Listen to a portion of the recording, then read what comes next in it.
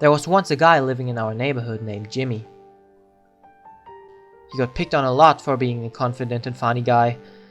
That was because his mouth tended to get him into a lot of trouble and he seldom learned his lesson.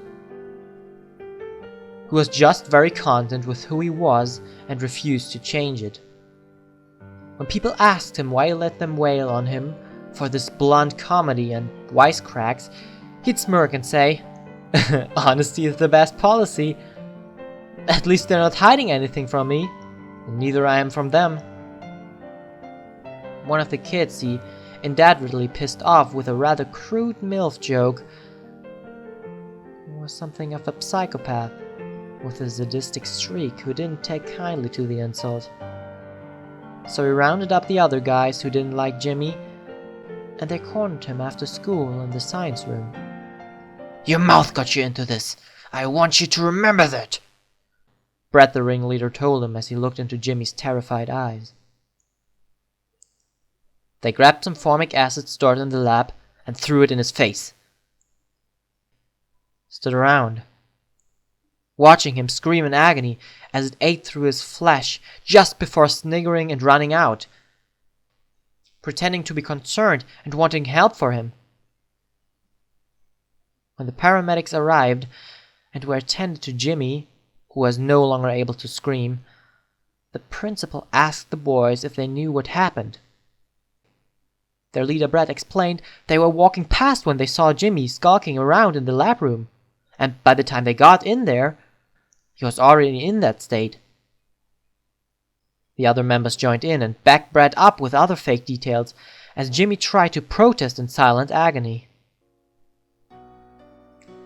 The principal nodded and told them he would speak to them again after he had a word with Jimmy and gotten his side of the story after he was out of hospital. A few days passed and Jimmy was kept in ICU with bandages on his face. The doctors were salvaging what little they could of his face, his vision still intact in one eye and his jaw withstanding despite the loss of flesh. He was still unable to speak and refused to respond to anyone. He just sat there, eyes unblinking, staring at the ceiling, bloodshot, and filled with animosity. When he was discharged sometime later, he would not respond to anyone with anything other than the word "liars." His social life gone, unable to smile or even crack a joke anymore, he secluded himself in his room and began planning. Sick, vindictive thoughts started appearing in his mind. He would get them all, one by one. Decimate them, slice them, and burn them. He waited patiently until the group would be vulnerable. Late at night, when they said their goodbyes and went home separately, that's when he would strike. That weekend, Brad received a package in the mail. Curiously, he opened it to find a VHS tape with the words, "For you," etched crudely onto the front. He put it in and played it.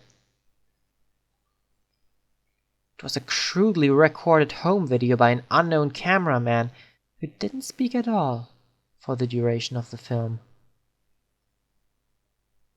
It began with the camera pointing at the date on a newspaper.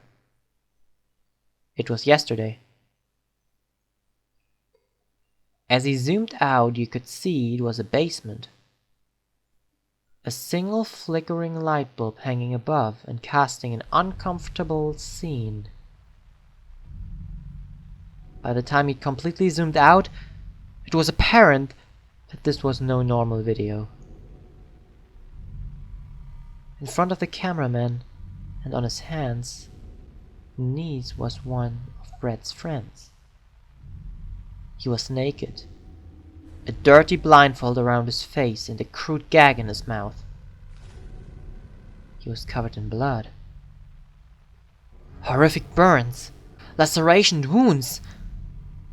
One particularly large on his back stood out, and it almost looked like a word. The cameraman with gloved hands took the gag out of the crying boy's mouth, and immediately he begged to go home. Please let me go, man. I did what you wanted. Oh God. Jesse. Mike. Keith. You made me fucking butcher them. I just wanna go home. I just wanna go home, man. Please. I'm sorry, guys. I'm so sorry. He just kept repeating it over and over, rocking back and forth as he did so. Brad's legs began to shake, and he felt the bile rise in his stomach. He could see the burned, mangled bodies in the background now. The bodies of his friends.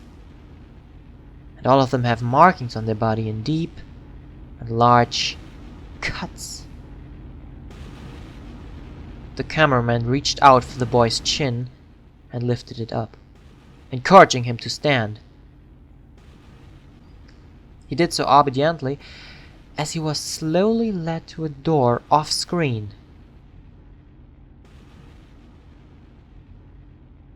Whimpering, Brett can see what's been cut into his friend's back now.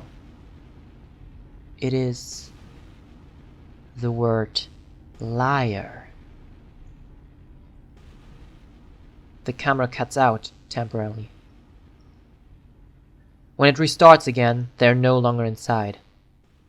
They're instead out in the cold snow, on the outskirts of the woods, and it doesn't appear to be the original man holding the camera anymore. It's Brett's friend. He's whimpering and shivering as he holds the camera in one place for 30 seconds, pointing at some trees in the distance, hearing footsteps drawn even nearer. Where are you, man? You said I could go, man! You said I could go!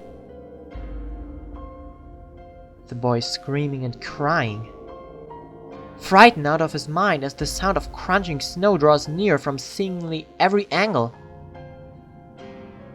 Then it stops.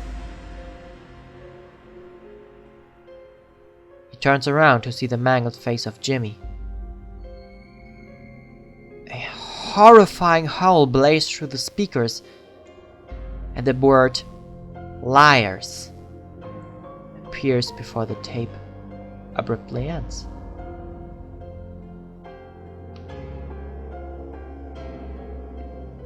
Brett feels faint and darts to lock the front door, knowing what was coming. As he turns to run for it, he immediately hits something and falls backwards. The last thing he ever hears is liars! As acid runs down his face and begins to slowly eat away at his flesh. The last thing he ever sees is Jimmy's face contorting into a sick, twisted smile.